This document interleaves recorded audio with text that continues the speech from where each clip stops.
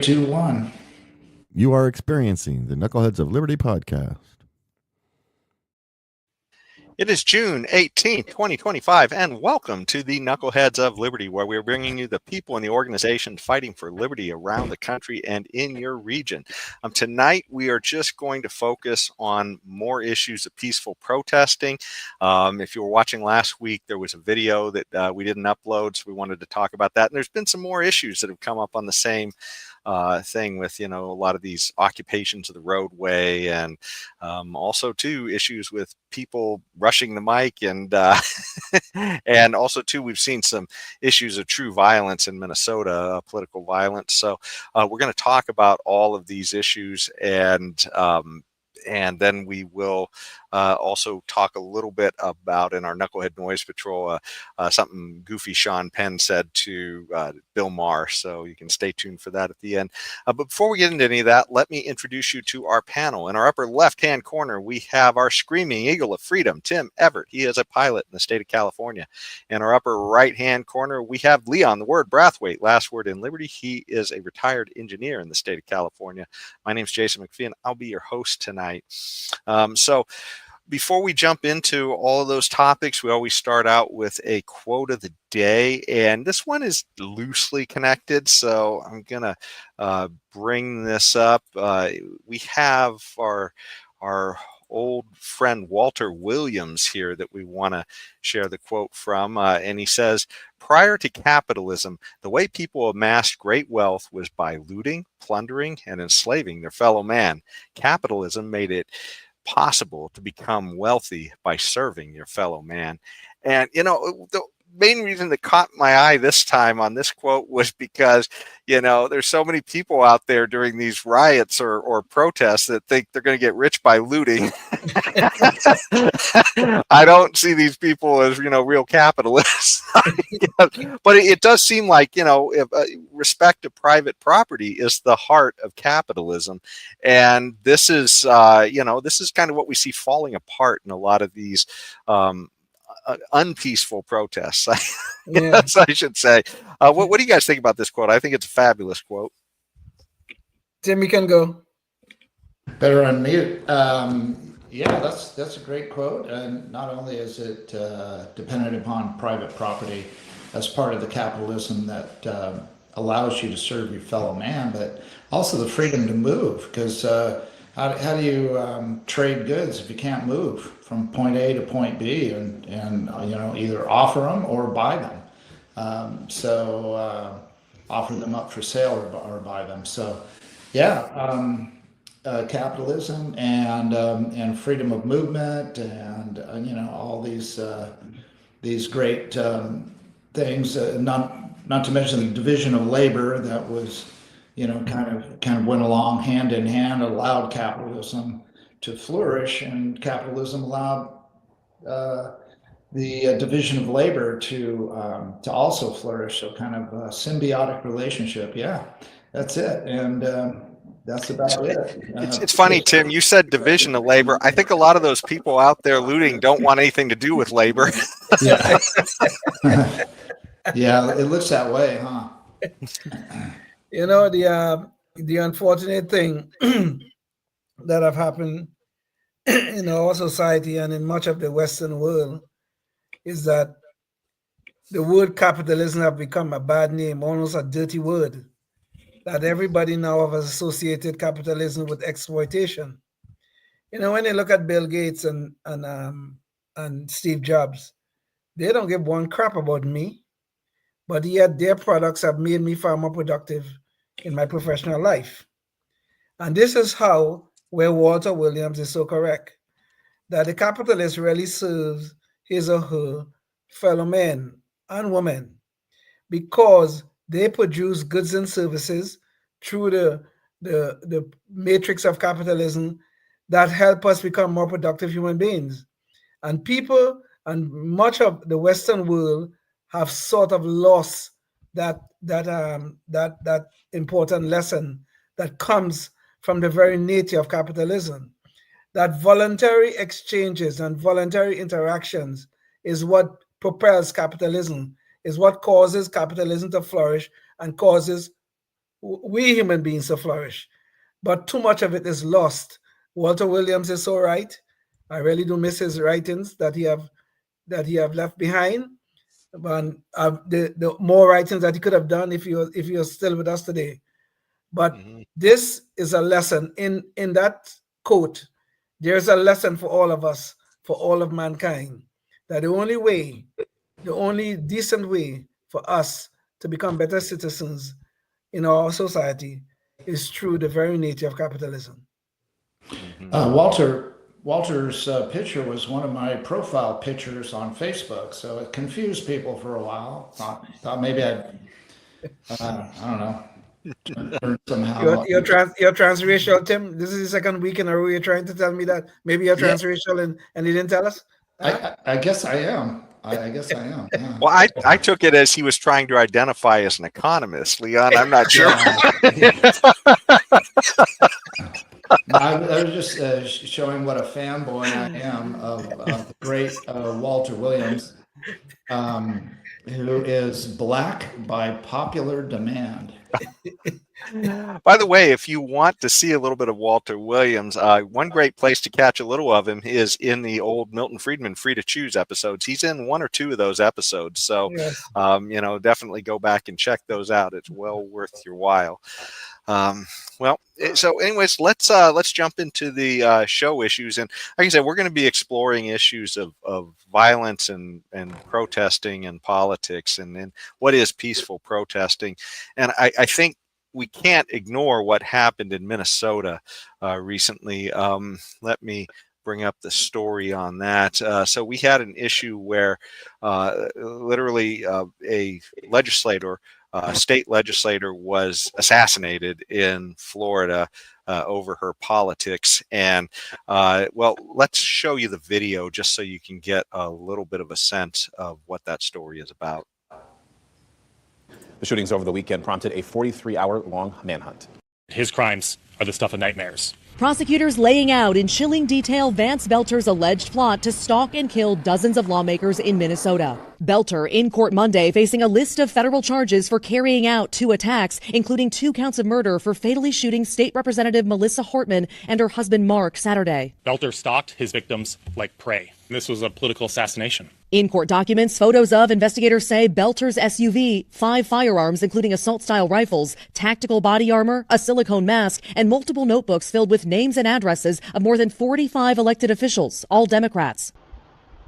So this guy literally showed up at people's houses that night, attempted to impersonate a police officer, gain their trust, open the door, and then tried to execute them.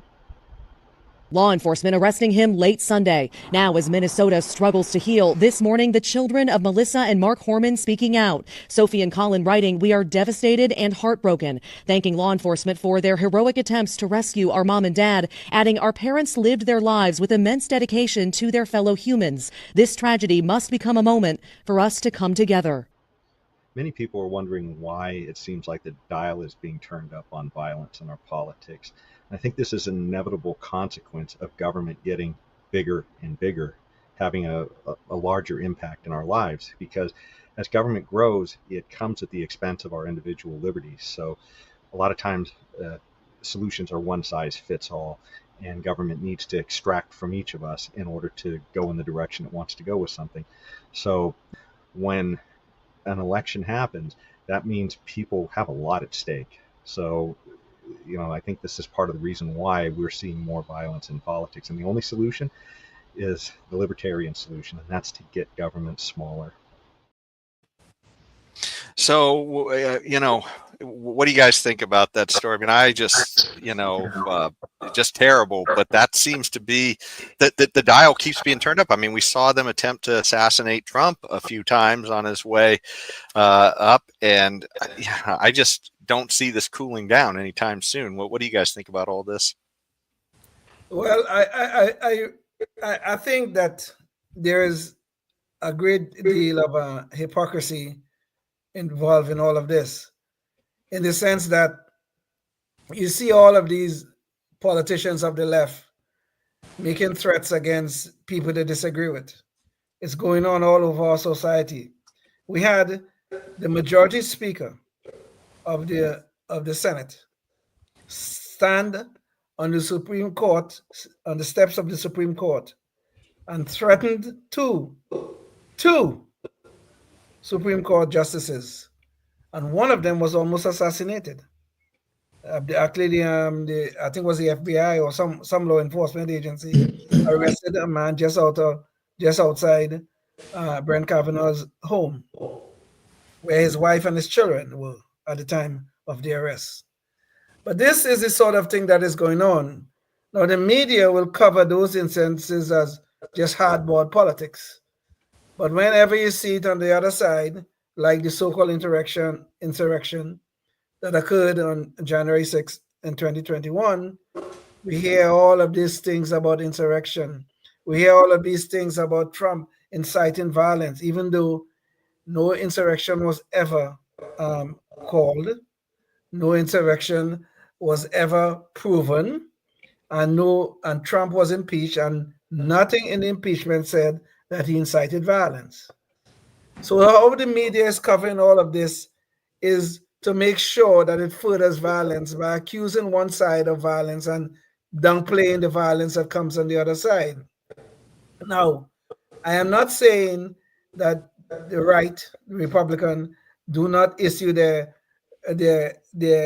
things that may sound like they're inciting violence, their rhetoric that sometimes get a little bit heated. I'm not saying that does not happen.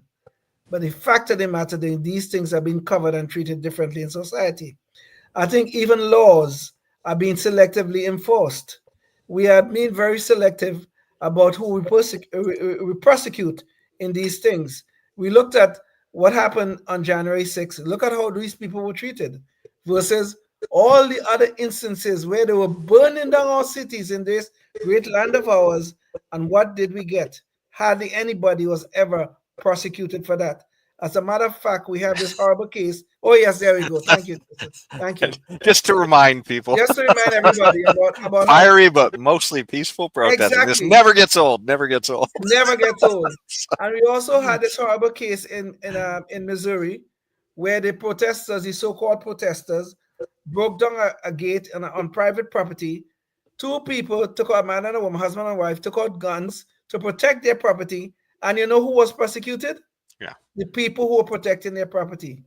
Yeah. This is the madness. And this, Jason, you're right. Government is becoming too large and they're becoming too selective in who they're prosecuting. This is really, really a problem in our society. And this violence will get worse and continue growing until we get back to our founding principles of equality before the law, equal justice for everyone. Before Tim goes real quick, I just wanted to bring up that point you just mentioned of that couple that pulled out guns to defend themselves in that gated community.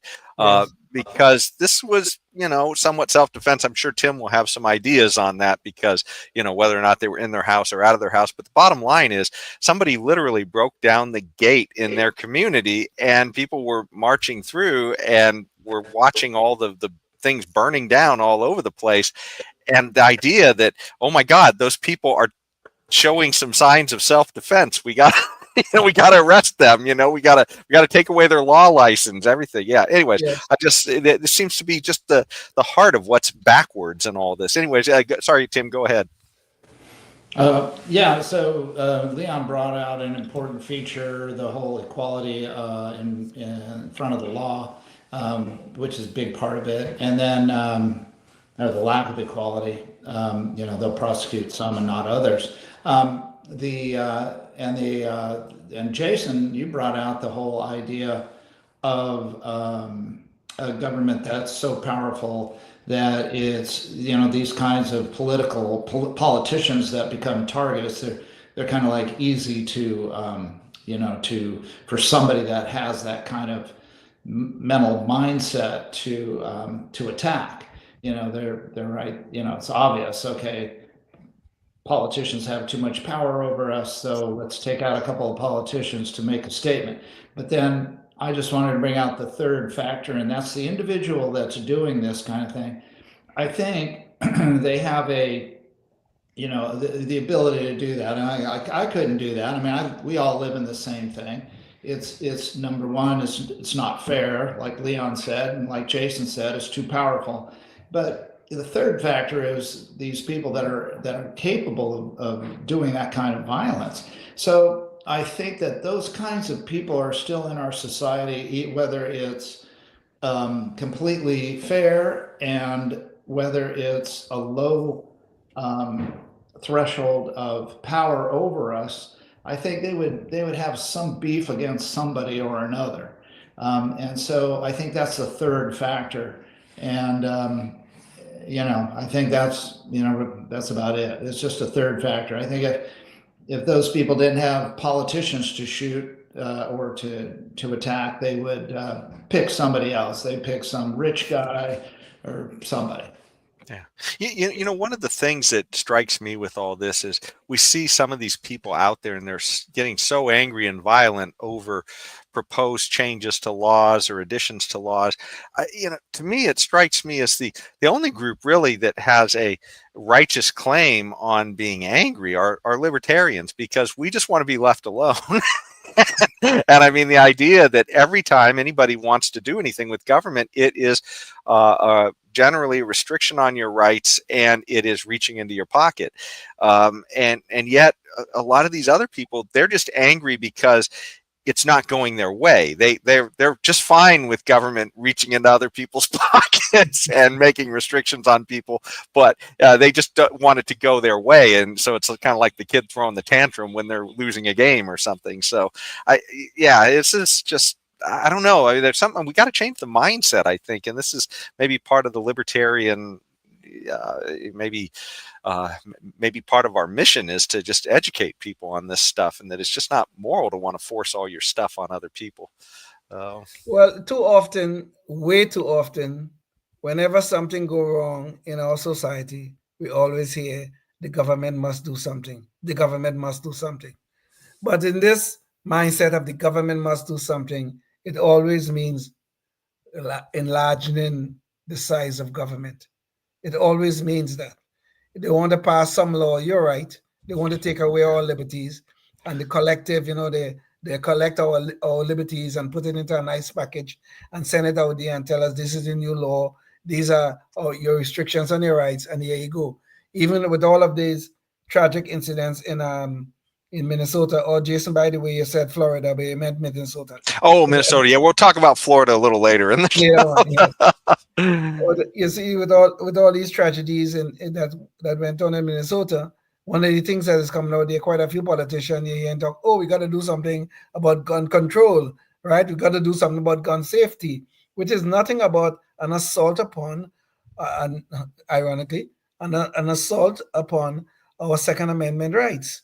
Okay, the guy was a lunatic, and the guy had some beef with all of these Democrat politicians, and he wanted to kill them.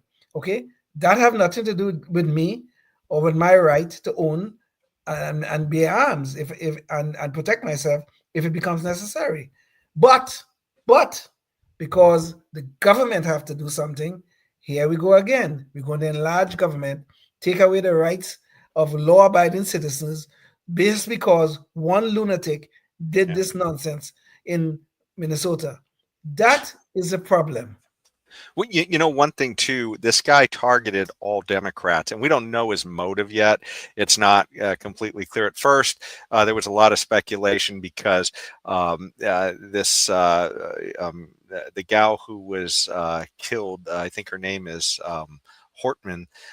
She was, she had a very tearful vote that she made about a week before on immigrant welfare, or immigrant health care rather, in Minnesota. And so a lot of people speculated that, because that was a pretty big bill, that an issue that she was a deciding vote for. And a lot of people speculated that might be it, but right now it's still not clear why this guy did what he did, other than the fact that he was targeting all Democrats. But it's interesting though, because you talk about some of these gun things, and I mean, well, did the is the person maybe feel a little more comfortable targeting these people because most of their houses might be gun-free zones, right? I mean, you kind of wonder. I mean, and then to top it off, listen to how the reporter talked too. They talked about the guns in the car, assault-style guns, and I mean, this is another crazy thing. We hear about all these assault weapons bills, and it's like, what the heck is an assault weapon, right? And I mean, we're just playing with all these goofy definitions that are wind up infringing on people's rights, maybe because it has a handle in a place that another gun doesn't have a handle. Suddenly it's an assault weapon. I don't know. But yeah, Tim, it looked like you probably wanted to break in on this. Oh, about this. Well, nah, that's that's standard fare. They got to, point out the lethality of the firearms used, and that's part of the deal. But I just think it's important to point out that and I think if I can speak for all three of us, is that we abhor this kind of behavior. It's not like we want Democrats killed and all that kind of stuff. But I just want to just make that point. Is all. Yeah, Well, I do think. Oh, sorry. And to me, I agree with you. Nobody, none of us here will call for the killing of anyone, whether they're Democrat, Republican, Libertarian, or whatever, or no party identification. I think that is not, I think, any one of us intention. What the intention is here is equal justice under the law, and I think we are straying too far away from that very concept. And this is a this is going to be one of the root causes of the political violence we are seeing here in our society. I think Jason's point about the enlarging government is obviously a big factor. But this thing, this disaggregated way of we trying to handle the justice, the dispensation of justice in our land is seriously problematic. And I think we've got to be very careful. But you're absolutely right. Nobody here is calling for violence against anyone. Yeah. And the only point I was going to throw in there when you talked about violence against Democrats is that it is instructive, though, that party is the party that pushes for enlarging government, which is, I think, part of what's turning the dial up on people getting angry, right? And so, because the bigger you make government, the more that encroaches on individuals' liberty. It's like, if I'm shopping at Walmart and I decide to buy a red hat, it makes no difference to me if there's a guy on the other side of the store and he's buying a green hat, But if it's a government one size fits all hat, everybody gets a red hat or everybody gets a green hat, right? And I mean, then suddenly it matters, right? If the other guy down there is voting for the green hat and I want a red hat, that now there's conflict, right? And that's part of the problem of government. When you raise the stakes there, you got planners and they're going to push it in one direction or another. And I think it's just better left in the market, so that we can all just do our business and not encroach on each other. But yeah. Tim, you wanted to say something? I'm sorry.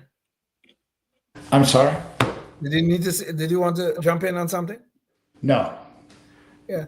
Well, too often we talk about this thing about when we see government intervene in the marketplace, where they're becoming the picker. They're picking winners and losers in our society, whether it's a business or some financial institution. They're picking winners and losers.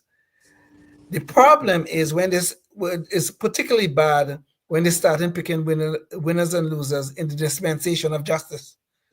And this is a problem. And this is a problem we have to guard against.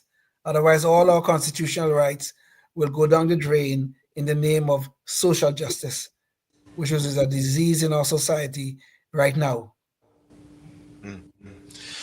Yeah, well, I think, these are all good points, but, one of the things I think it's instructive too is to try and understand even what peaceful protesting is, because, clearly this was an issue of violence that happened, this assassination in Minnesota, but there's a lot of other violence that's happening out there during these protests too. And yet we constantly see these things being advertised as peaceful. I mean, I'll bring back up that CNN Chiron real quick.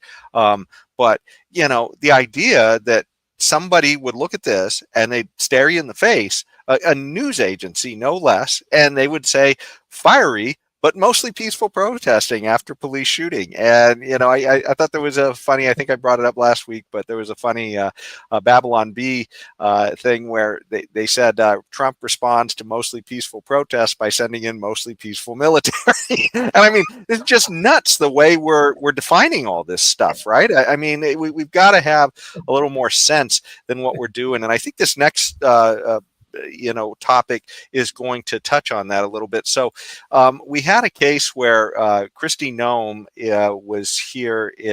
was in Los Angeles here in California, and she was addressing some of the issues I think happening with the ICE raids that the riots were centered around, or the protesting, the peaceful protesting and riots, both of them, right? Let's just, but the issue was that he came in and he decided.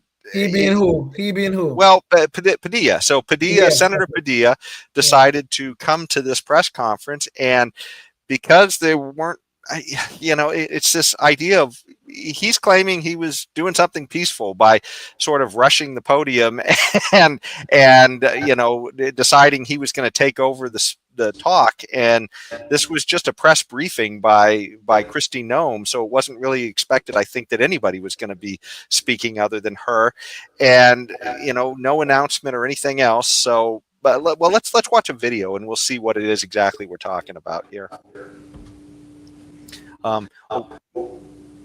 Let's see. I think we're getting a little bit of feedback, Tim. I'm gonna mute your mic there, and let's get to the video. Sir, hands up. I'm Senator Alex Padilla. I have questions for the secretary, because the fact of the matter is, a half a dozen violent criminals that you're rotating on your. I also want to hands off. How many of our ICE agents have been docked for On the ground. Hands behind your back. Hands behind your back. If you let my hands go, put me behind my back. All right. Cool. One hand. Lay flat. Lay flat. So the press briefing of Kristi Noem was just that, a press briefing. Padilla wasn't invited. He just sort of invited himself, and there was no notice that he was going to try and speak. He just sort of rushed or moved towards the microphone as she started speaking, and that's what triggered the security reaction. But of course, Padilla is going to play the victim out of this for all it's worth. I was forced to the ground. First on my knees, and then flat on my chest. So we've seen Padilla trying to make the most out of peaceful protesting. But let's see another politician from New York who's trying something similar.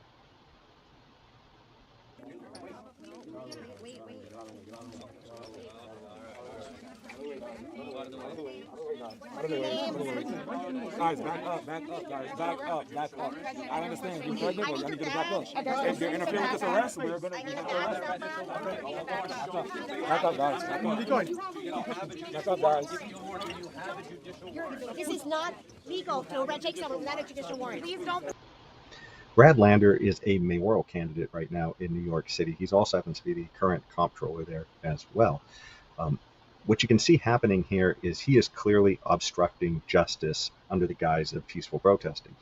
The ICE agents are going into the courtroom where they have into the courthouse where they have the authority to legally arrest these illegal immigrants who are there.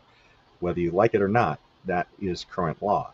And what you see Brad Lander do is trying to join arms with the person who is being arrested so that he can obstruct the police's or the ICE agent's ability to perform their arrest. Now, if this were any other crime, we would see this for what it was. If there was somebody who was literally trying to shoplift and you joined arms with the person as the police were trying to arrest that person, then you would be obstructing justice at that point. Put him in the elevator and then claim you have the warrant. You don't have a warrant for him. I will let go when you show me the judicial warrant. Where is it?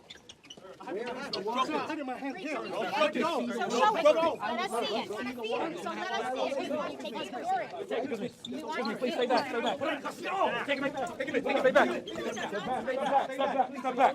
Please step back. Step back, guys. Step back. So Brad Lander was arrested, and then he was immediately released because he is a connected politician. And here's the press conference that he had immediately set up for him to capitalize on this.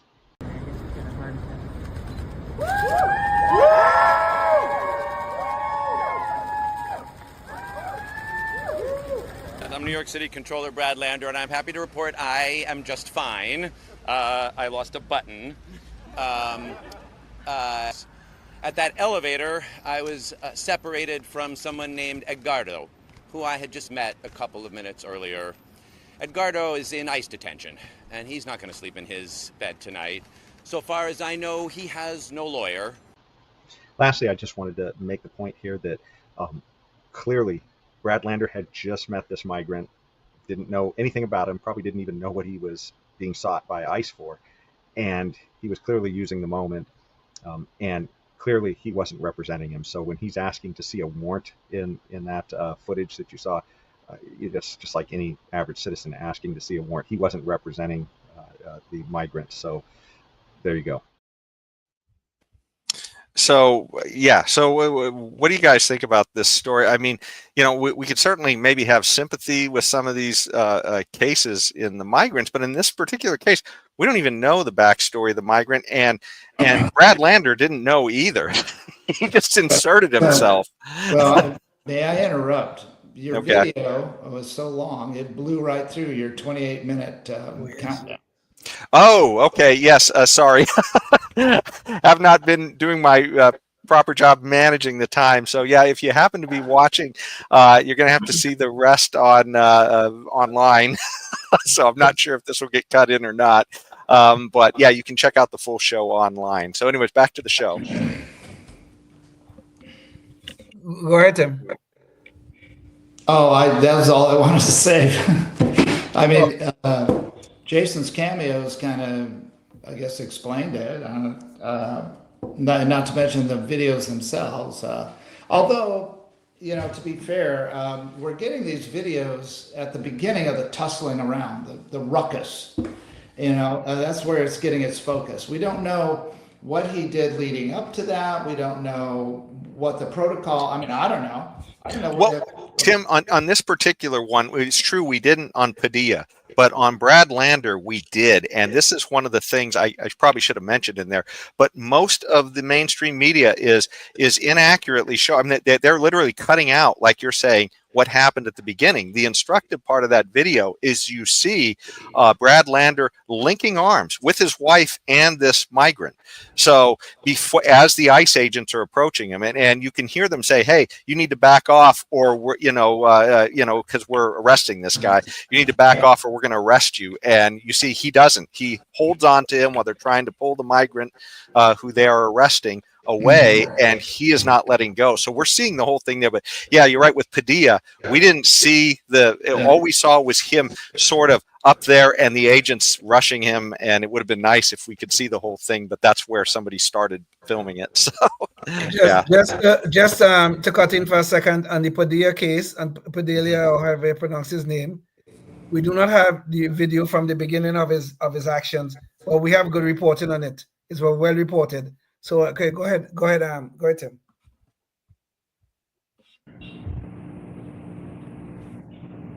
Well, I think maybe that's all Tim had, or Yeah. I was just saying. You know, from what I see, I don't see enough. I don't know what he was doing, and nor do I know what the protocol is in a press conference. But I would assume that it's just the one person answering questions, and the questions are coming from the press, not from other politicians. But I don't know. You know, I don't know. I have to be honest. I just don't know.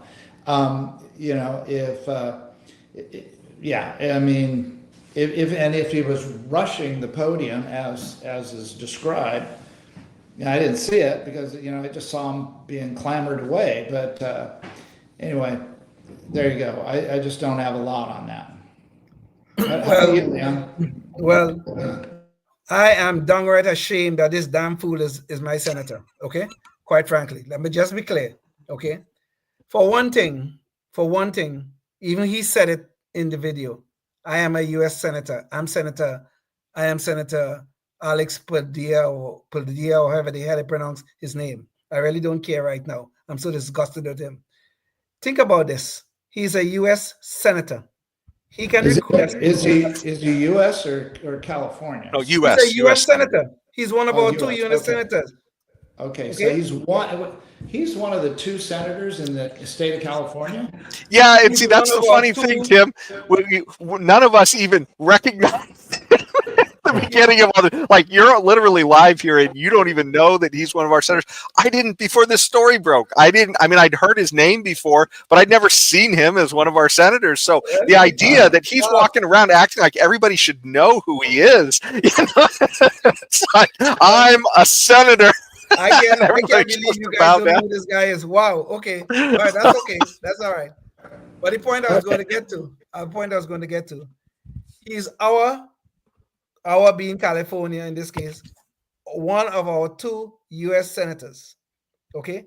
This man can request a briefing from the Secretary of Homeland Defense, the Homeland Security, at any time he wishes. The irony here, after this real ruckus occurred, Kristi Noem, who is the secretary, sat with this man for 15 to 20 minutes to update him on everything that was going on in Los Angeles. He could have got a briefing anytime. But no, this fool wanted a grandstand. He wanted to get out there and before the question and answer session began, he wanted to get out there and start asking questions and rushing up to the podium to do what? To what end? Other than a political stunt. I was glad they would put him down on the ground. I wish they had actually arrested him and put his ass in jail. I'm sorry. I really wish they did. Because this damn fool is not worthy of representing me. Do you think he was fishing for more votes? He was fishing for attention. You know, Attention, you know what's going on here? You know what is going on here? Everybody, you see this next damn fool in New York and this Padilla and the rest of the Democrats, everybody want this special carve-out on laws concerning immigration. Why? This special carve-out. Well, we can't really enforce these laws. These laws are not really, they do not reach up to the moral standard of being enforced. Well, why Leon, we need a special carve-out for migrants and immigration laws? If I, Leon Brathwaite, driving down the street and I'm speeding in a 20-mile-per-hour school zone, and I'm going down at 60 miles an hour, and the police stop me, pull me over, and want to give me a big fat ticket, which he should. What am I supposed to say? Well, officer, I'm an immigrant. Give me a break now, please. That's what I'm supposed to say? That's not supposed to get me anywhere? Well, if you cross the damn border, you are breaking our laws. And you have no special dispensation as a result of doing that. And these Democrats who are supposed to be the makers of these laws, who are supposed to be representing us, Tim Padilla in particular, represents in the Senate. These are the people who are making the laws, and now they're trying to encourage people to break those very laws that they have created. What madness is this? Yeah, I would just say one thing, and that's that. As far as a lot of the migrants go, not all of them, obviously, but a lot of them, I mean, this is just a terrible system that we have for immigration. So, and I mean, a lot of this is a lot of terrible incentives that have been built up in the system. So, the idea that a person who literally just wants to come here and work might have to wait 15 years to do it in some cases is nuts, right? I mean, but yeah, aside from that, though, No. Okay. The most terrible laws we have in this country, where? Is in the IRS. Okay? That's the most terrible laws we have in this country. And we all live by them. Okay? We hate them. We talk bad about the IRS. We say all kind of bad stuff about them. And they want to take us to court, take away our properties when we don't pay our taxes. These are the most horrible people we have in government today. But you know what? We live by those laws. We fight to change them. We hope Trump will do something about it. Right now, we have this great hope that Trump is going to do something about this thing. But we live by them. These are the laws of our land. I do not see why immigration law is any different from the laws we live under as a result of the IRS. What? Where is it? Why is it different? Okay. So if I could kind of piggyback on what Leon's saying, and kind of in a different way. And what Jason just said is that the system is broken, the immigration system is broken, and by the way, I think I have to agree on the IRS too. But this Senator Padilla is one of the people that needs to fix the broken immigration system. So rather than make a grandstand of the whole thing, why doesn't he get down and start working hard on coming up with an a new and improved immigration system through bills that they pass through Congress? How's that sound? Right, Lee? Yeah. Well, that's the way. Well, Tim, that is the way the system's supposed to work. We have laws. The laws have gone bad. The system is broken and all that kind of stuff. Well, let's go out and advocate for its change. We don't try to carve out and say, well, these people could break the law and other people can't. No, that's the same kind of selective prosecution I'm speaking about. If we have laws on the books, they may be hard like hell, they might be bad like hell. We have to advocate to change them. And this is exactly what you're saying. And I totally agree. You know, Jim Crow was legal. Jim Crow was legal in this country. Okay? And people live by them. It was an unfortunate, tragic thing, but they live by them until Martin Luther King came along and fought and changed those laws as he should have. And this is the way the system's supposed to work. We don't want fools like Padilla and this other one in New York to be running around locking arms and obstructing the federal agents from doing their job, and then telling us they have they're trying to serve some moral cause. This is nonsense. We have laws. They're terrible laws. They may be. Then let's change them. Let's fight to change them. I will lock hands with you, and if we want to fight to change them. But don't come with this nonsense. No. Yeah. Well, you know, the sad thing in all this too is that, I mean, it's perfect comment from Tim that you know, hey, Padilla is one of the guys who's supposed to be fixing this, right, you know, exactly. and he's not. But you know, part of the issue is because Democrats keep trying to, you know, essentially pile on free stuff or free perks with all this stuff. And that's the problem, right? I mean, if this was something like immigration of the, you know, what Milton Friedman talked about in the 1920s or something, I don't think most of us would have a huge issue with, you know, the larger numbers of immigrants. But the problem is that, I mean, we saw this when the Democrats were, in fact, I even had the video, but I didn't bring it up for this show, but it was a Democrat presidential primary back in, I believe it was the 2020 primary, I think it was. I think it was 20. Oh, no, yes, Kamala was in it. So I think it was 20. Yeah. And so you had about 10 or 12 Democrats on stage, all raising their hands in unison when they said that immigrants should get free health care.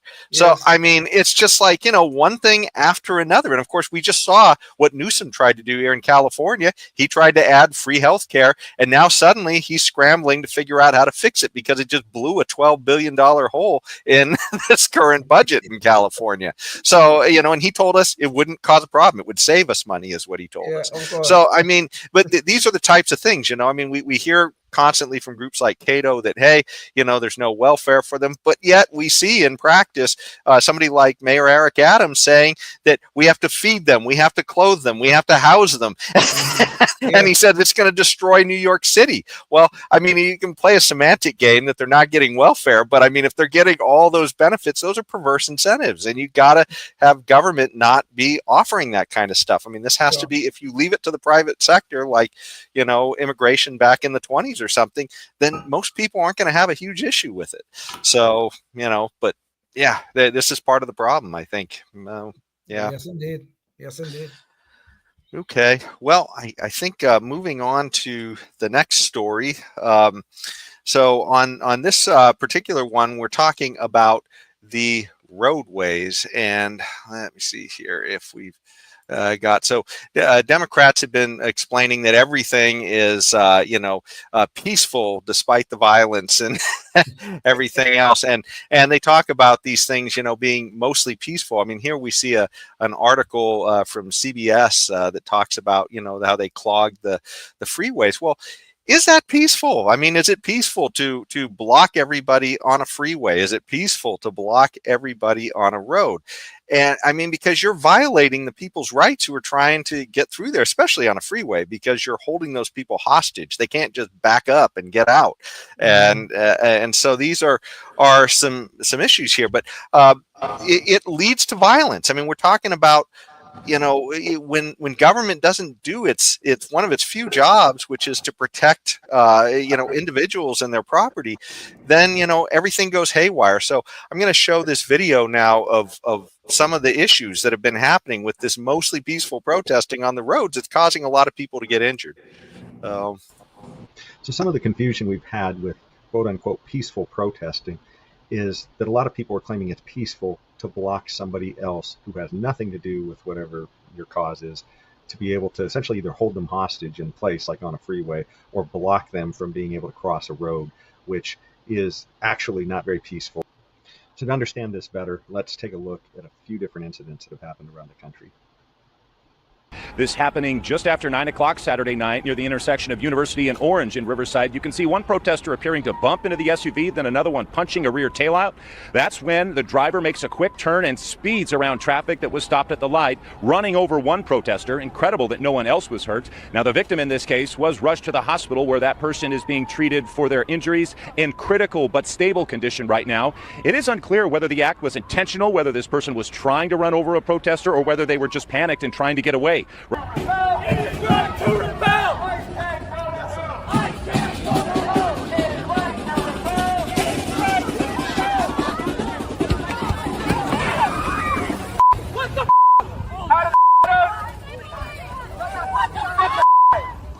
So in the two cases we just saw, protesters were blocking people's cars and they actually started attacking the cars. So this is a clear violation of the person's rights who is in that car. And if we think about where they're at on a roadway, that is a commons that was designed for people to peacefully pass, not to be a place where people can hold other people hostage.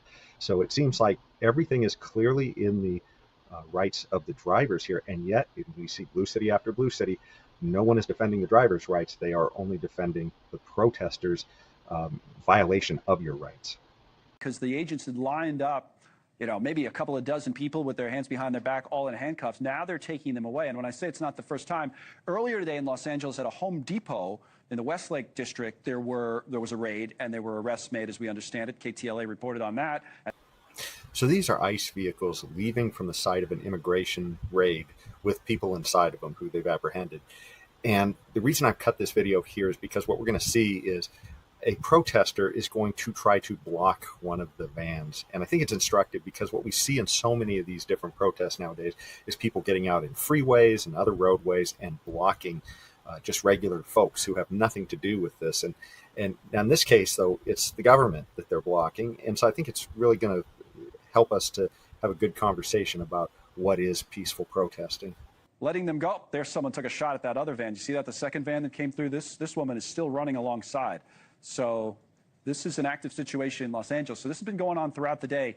The immigration crackdown, the administration often carried out by, yep, they're going to take a shot at the window, see if they let this SUV that's obviously part of the motorcade go. This guy's going to stand right in front of it as he's making his way down the street. So they've slowed down in terms of the miles per hour that they're using. Other people with phones are running right alongside. But this at Home Depot, we didn't have the video. I didn't see the video if it was something similar. Oh boy, just threw something right at the window. Oh, there goes the guy's down in the street there. So the car is going to stop and back it up. We probably get out of this a little bit, Duff, so we don't see anything too close. All right, the agents are going to pull around and man. So what's kind of interesting about this scene is you saw a law enforcement vehicle literally run a protester over who wouldn't get out of the way of the vehicle. And imagine if that were an average citizen. And of course, these laws are also unclear and unvague at this, or so vague of how law enforcement is going to handle this at this point. I think this is just crazy. It's a clear case of where government is failing to do their job in regulating the commons of the road, and that is leading to violence. Now let's see how a red state, Florida, is dealing with this. So what's happening in other states like Florida? Protesters are being given stark warnings about the consequences of demonstrations turning violent. The Republican governor is giving drivers the go-ahead to run down protesters if they feel threatened. and the sheriff of Brevard County warned of lethal force. If you spit on us, you're going to the hospital and in jail. If you hit one of us, you're going to the hospital and jail, and most likely get bitten by one of our big, beautiful dogs that we have here. If you throw a brick, a firebomb, or point a gun at one of our deputies, we will be notifying your family where to collect your remains at, because we will kill you graveyard dead. You're driving on one of those streets and a mob comes and surrounds your vehicle and threatens you, you have a right to flee for your safety. And so if you drive off and you hit one of these people, that's their fault for impinging on you. You don't have to sit there and just be a sitting duck. So there you go. I mean, we've talked about this issue before. You know, is it peaceful to block a roadway? And I mean, I think there's a ton of problems, and it leads to a lot of violence. What do you guys think? I like the guy. I like the sheriff from Florida. Okay, right? These people do not know their limits. All right. Sure, we are peaceful protests. Well, we could peaceably assemble. Those are the words of the Constitution. It is a right that is guaranteed in the First Amendment. It is there. Nobody could argue about that. But what we are seeing here with these lunatics is not constitutionally protected.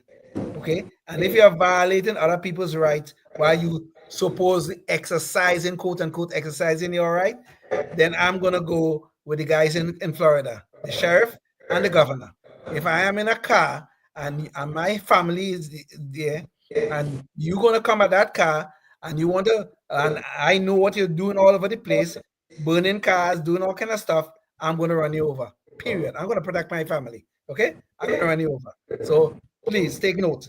Fair warning. I'll run you over if you come at my vehicle and my family is in there. You could guarantee I'm going to run you over. Okay? I like the guy from Florida. Yeah.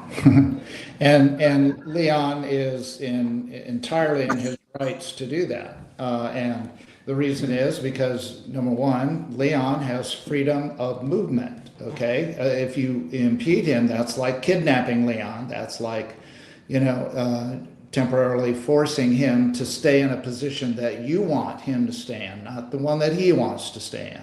Well, that's not freedom. And we have a right to freedom of movement. And there's also the concept that Leon is afraid for his families, either great bodily harm or death, due to the fact that we have to fear the many and the strong and the young. Okay, so if we're old, the few, part of the few, in which case, you and I and Leon and anybody driving in a car, and the weak. Okay, we're being surrounded by a bunch of young, more than likely healthier, not in every case, but with the combined numbers of the gang. So we face great bodily harm. Okay, they have weapons, they have sticks and clubs and rocks and stuff like that, and they're throwing them at the cars and so on. But even if they stop you, pull open, somehow get you out or whatever, you risk great bodily harm or death. So you have every right to move through that. And I mean, yeah, that means everybody, people in front, people on the sides, the cars and so on. Everybody, they need to get out. They need to keep moving. Okay, they should not let this bottleneck occur. But if it does, you can go around them. You can do whatever you want because you are in fear of your life. Okay, so this is not peaceful in any way, shape, matter, or form. Mm-hmm. Yeah, it seems to me it can be summarized best by saying, look, it's not peaceful if you're not allowing other people to peacefully pass, right? I mean, if you are blocking somebody else, I mean, certainly on private property, we all get that. I mean, if somebody were standing in your doorway to your house and wouldn't get out of the way, you'd call the cops. You'd say, hey, they're violating my property rights here. But, the idea that somehow it magically changes when they're on a street, that they get to encircle you or block you or hold you, this is nuts. I mean, that's all force. If they put their hands on your car, trying to keep it from moving, That's force right there. That's force. That's now it has become violent. If you stand to the side of the car and let them pass, that's not violent. Okay. As soon as you get in front and put your hands on that car, try to keep them from going, or impede their way, in any other way with your body. You're utilizing force against them, and that's not peaceful. That's violent. Yeah. And guess what? The person in the car can use force back, okay? Because there you go. There you go. Well, your protest is not constitutionally protected when you're using force against other people. Okay, it's not constitutionally protected. So unfortunately, we're talking in the land of rationality and thinking about what makes moral sense to liberty-minded people. But we're in a blue state, and that is not the mentality here. I mean, the mentality is somebody has the right to rush the microphone and grab it. Somebody has the right to force you off of a campus, if they don't like your speech. Somebody has the right to hold you up on a freeway for hours on end, and they get a slap on the wrist and you lose hours. Maybe, who knows what they could be causing, right? I mean, this indiscriminate blocking of people on the freeway, there could be an ambulance going that's stuck on the freeway, or a fire truck on a way to a fire, and now somebody's going to die because, some dimwit decided that, whatever they were talking about has to hold everybody hostage. I mean, your freedom of speech does not require, or does not give you the right to force other people to listen. It just says that the government can't silence you in public, but it doesn't say that they have the right. You have the right to hold somebody down and yell in their face, right? Exactly. Which is what we've somehow gotten to. At least when the left protests, that's what we've gotten to. So, well, yes. So I did have one other question for you guys on this story. That issue where the law enforcement vehicle went over a protester. What did you guys think about that one? Because to me, that's not quite the same thing as a citizen who is in fear for his life running over people who are pounding on their car. This is an issue of law enforcement doing that. Now, I don't know. I mean, I'm sympathetic. That guy was obstructing justice, who was standing in front of the car. But do they have a different standard than the average citizen? Well, in the video you just showed, I would say no. I would say the police officer was within his right, or it's probably not a police officer, it's probably an ICE agent. Yeah, ICE agents. Yeah, was within his right. I'm not saying you should go out and run people over. But I am sure you were given multiple warnings about getting out of the way. The police, this is an ICE agent doing his job. Okay, he's transporting people who are arrested and must be taken to whatever facility they're going to take them to. You're given warning not to block the agent from doing his job multiple times. The agent drove his car slowly, and we saw for how many 100 feet. I don't know how far, but he certainly drove it for quite a long time, giving you more than enough warning to tell you, listen, I am coming, I have a job to do. And you still want to stand in front of that vehicle? I think the officer had no choice. Honestly.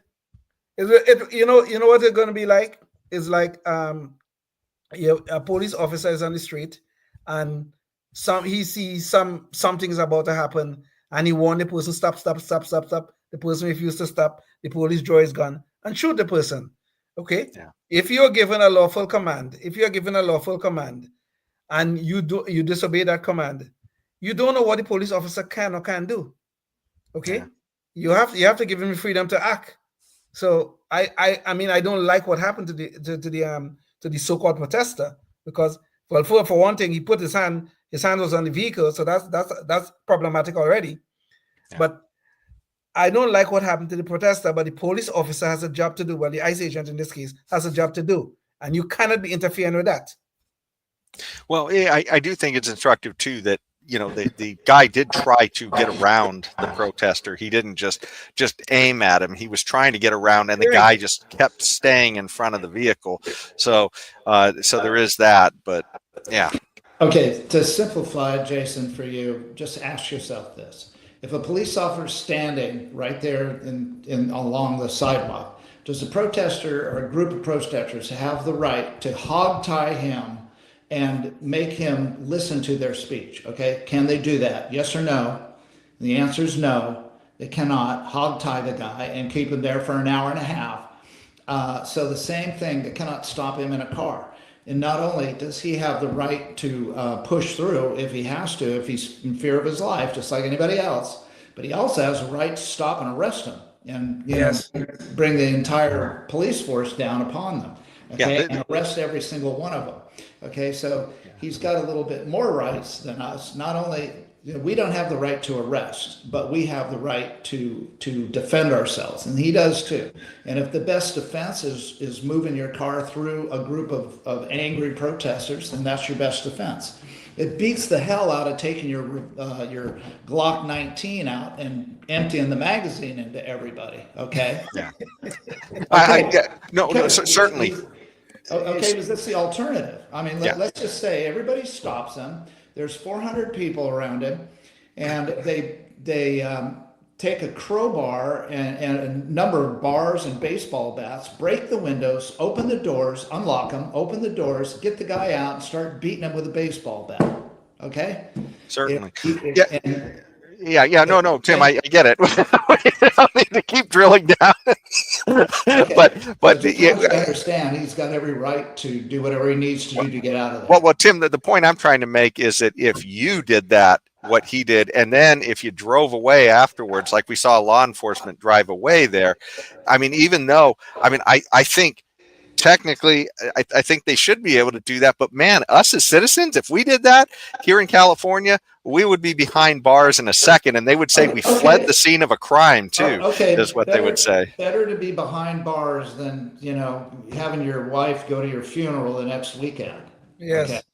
Better be to be behind bars than laying on a morgue table and your wife and the kids and grandkids have to come and Let's see you there. work out the legalities later, but right now you have to save your life. True. Totally agree. Well, and one thing to put an exclamation on that too, we've seen this happen with like cops in New York and maybe some other blue cities where the protesters will get around the police vehicle, and before you know it, the police are escaping the vehicle and the vehicle's on fire. So this is a very real possibility in some of these situations. So and who knows what happened? Escaping the vehicle puts you out on foot with a bunch of other people. You're on more of an equal footing. If you're in the vehicle and it's moving and you can keep it moving, you've got a little advantage to potentially avoid great bodily harm.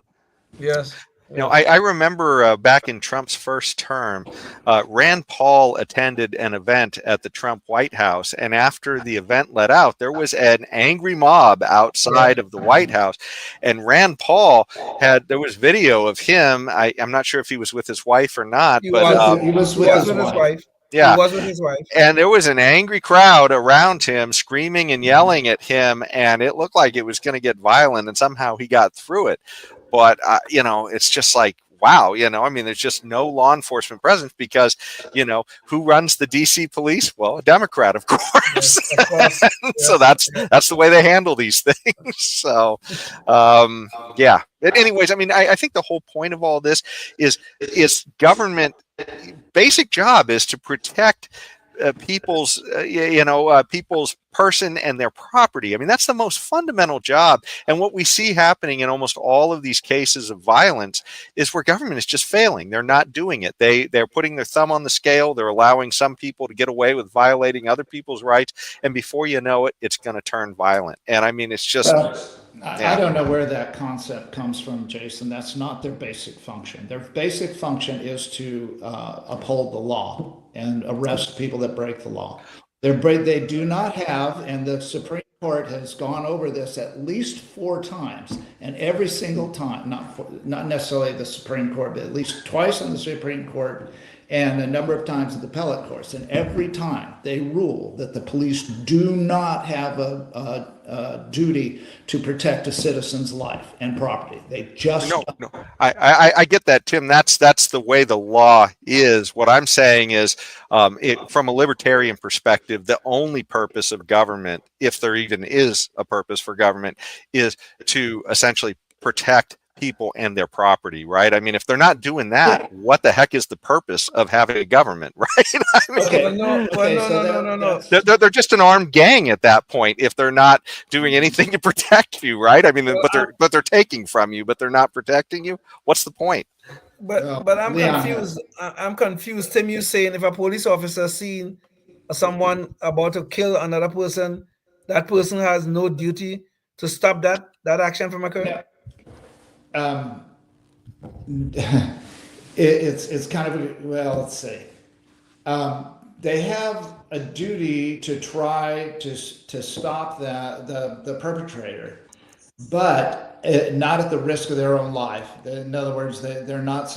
For example, here's an example: a guy's got a gun and you're in the line of fire. The police officer does not have a duty to get in front of the guy with the gun. Okay, if you can try to shoot him from another angle, fine, but he does not have a duty to protect you, the citizen. But and more to the point, Leon, suppose you were a shop owner or you have a house. I mean, you could say, well, the law is that, it's a crime for somebody to come and steal my stuff or break into my shop and steal my stuff. But you can't sue the city if the police don't show up to protect you, right? So, I understand. That I understand. Okay, but I'm talking about cases of imminent danger, though. I'm not sure what is being said here is correct. In cases of imminent danger, I think a police officer has a duty to do whatever he can to stop the perpetrator in those cases. We had a wait. Let me tell you about a real life case. It was in Columbus, Ohio, or Cleveland, Ohio, one of them. A police officer, there was an altercation going on between two families. Police officer was called out, okay? But the altercation was still going on even while the police officer was there. He was taking a statement. A 16-year-old girl had, I think, a 13-year-old girl pinned against a car with a kitchen knife about to launch into her chest. Yeah, I remember that one. You remember that case? The police officer shot her. No, stop. And the girl wouldn't stop. The police officer shot the girl, okay? And I think the police officer was perfectly correct in doing his job in that particular case. Now, some of these so-called activists were jumping around and crying on, oh, this, that, they're killing another black person. Blah, blah, and Leon, Biden probably said, shoot him in the leg, shoot him in the leg. Sorry, go ahead. I got it. Yeah. But I think in cases of imminent danger, I think a police officer has a duty to protect life and property in cases of imminent danger. Okay, that's a good example. And in that situation, they have a right to stop them. I don't know about a duty, but let's just assume that they would feel duty bound, which most police officers would. Then what I'm referring to is situations more like Jason's, where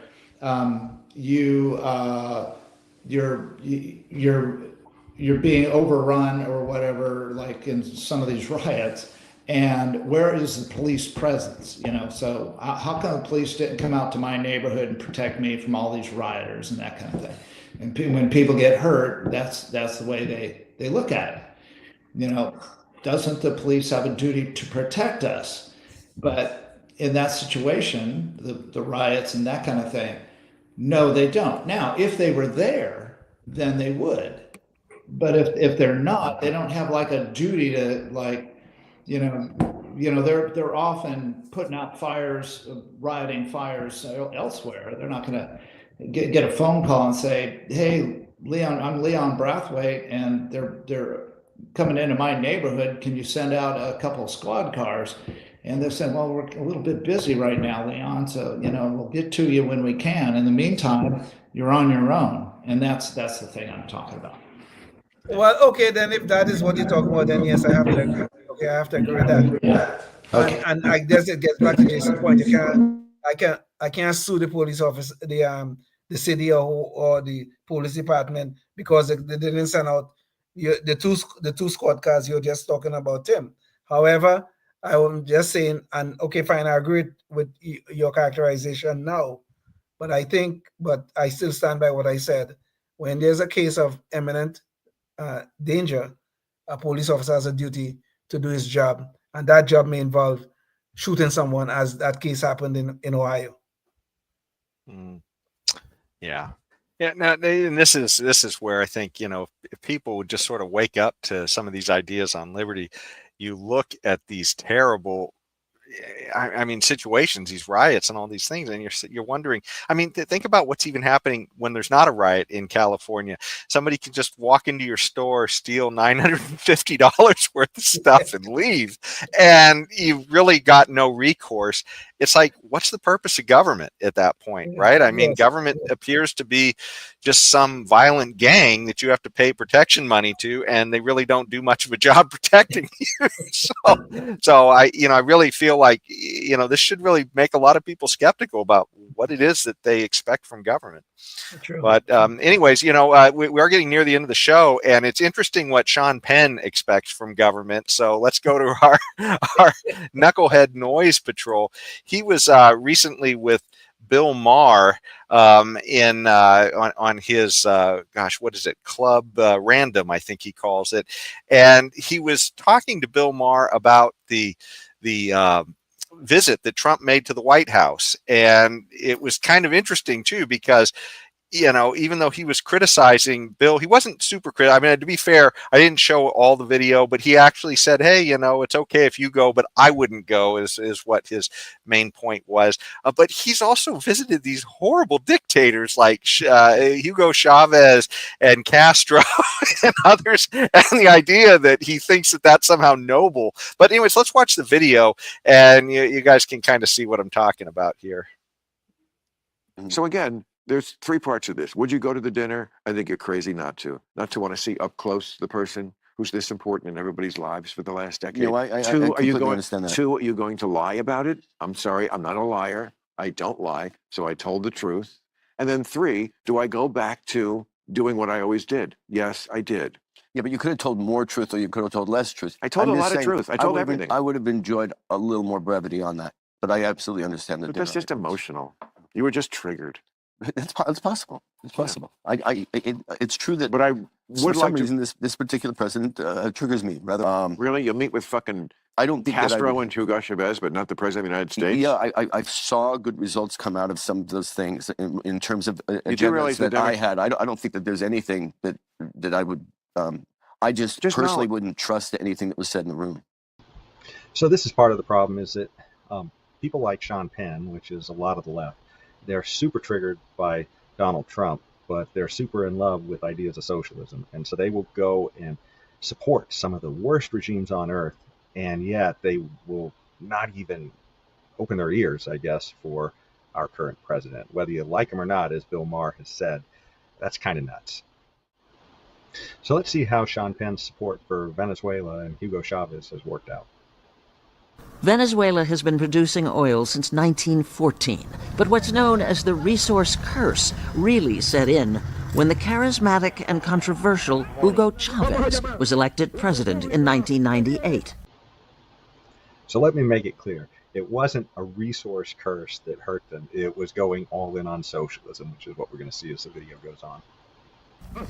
When Chavez takes office, the price of oil was $7 a barrel. Within several years, it gets to over $120 a barrel. So Chavez was very fortunate because he comes in just at the beginning of this great commodities boom. Chavez spent huge sums of oil money on social programs and borrowed even more, plunging his country into debt. But ordinary Venezuelans felt rich and heard for a change. So now you're going to see that when oil prices crash, that's when the true costs of socialism hit home in Venezuela. When Chavez died of cancer in 2013, his hand-picked successor was Nicolas Maduro. He wasn't so lucky or so popular. Oil prices crashed. Inflation reached an inconceivable 300,000%. Maduro met public discontent with repression.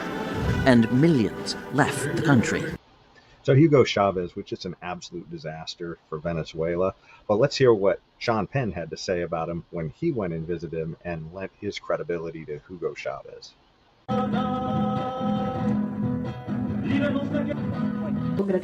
So I just want to say that from my very American point of view, Quiero decir desde mi muy americano punto de vista, of my friend President Chavez, a mi amigo el presidente Hugo Chávez, it is only possible to be so inspiring as he is, as a two-way street. He is one of the most important forces we've had on this planet. So one of the most important forces on the planet, I guess, in making people poor. Anyway, yeah, just nuts, though. What do you guys think about this? I mean, he literally says, I wouldn't go to talk to Trump and listen to him, but I'm going to support some of the worst leaders on the planet. You see, these people like Sean Penn they are nothing but a bunch of friggin' lunatics. You see that same problem we have at the southern border, in this country. We have that same problem in Trinidad. And you know who is the migrants in those cases? The so-called migrants in those cases? A bunch of Venezuelans running away from socialism. There's only about, at the closest point, there are about 9 miles of ocean between Venezuela and Trinidad. And a bunch of them just cross the waters and come to Trinidad. And why? They run away from socialism, even though we are very much better where the socialism is concerned, where that is concerned. But we are a hell of a lot better than Venezuela, I can tell you that much. But these idiots could never look at the results of their admiration of these socialist governments, like admiring Hugo Chavez, admiring Nicolas Maduro. These people cannot look at the results. They could always look at the good intentions of these people. Well, let me tell you a little lesson here, newsflash. The road to hell is paved with good intentions. And I wish Sean Penn and people like him will learn that. Sean Penn is a better actor than he is a judge of political character. Yeah, that's true. Sure, yeah. I'll accept that. Yeah.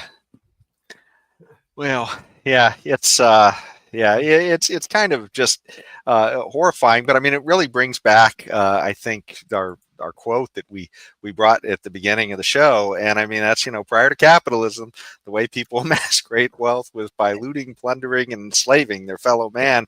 And capitalism made it possible for to become wealthy, serving your fellow man. And how did they get that oil developed? They got it developed through capitalism. And what happened when socialism took over their oil and their oil money? The country just absolutely is a disaster now. And, yes. We couldn't show everything, but I mean, the current president there, Maduro, the people are starving. They joke about the Maduro diet because everybody loses weight in that country, except for Maduro and his cronies. And there was even a famous video where he was addressing people, telling them how they had to, I think, eat rabbits or something like that as part of the new plan to capture rabbits and eat them. And while he was sitting there on the address eating, people had no food. And it's just absolutely nuts, what happens in these terrible places. But I'm hoping we don't make the mistake, because a lot of those protesters out there are just like Sean Penn. They're in love with socialism. And if we've got a $37 trillion debt, and if that winds up collapsing us, you may see a lot of people who don't see it as being big government that was the problem. They may think they need a lot more of it. And that's This is just the point. When things go wrong, the first thing they always say, oh, the government should do something. The government will do something. When 99% of the times, it's the government that caused the problem in the first case. Yeah. I also thought it was instructive, too, that the media there, even though they described the problem, they didn't see it as socialism. They saw it as just the fall in oil prices was all that went wrong. If not for that fall in oil prices, everything would be absolutely wonderful. That's wonderful. So, well, I think unless any of you guys have any other ideas, I think we're just about to wrap here. So, you guys have any final words on this topic or anything else? I'm with Walter Williams. Go socialism. No, go capitalism. You almost brought Walter Williams out of his grave. Go socialism.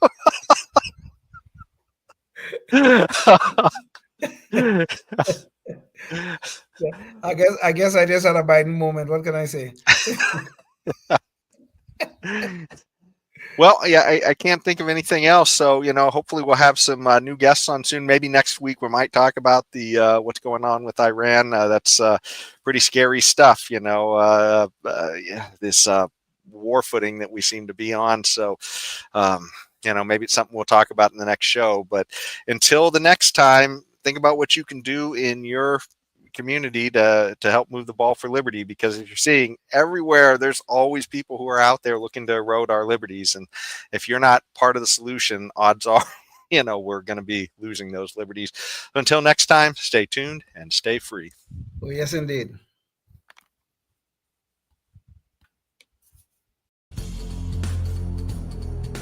Life, liberty, and the pursuit of happiness, always and forever. Thank you for listening to the Knuckleheads of Liberty podcast. Find us on Facebook, Rumble, YouTube, your favorite podcast network, and at knuckleheadsofliberty.com.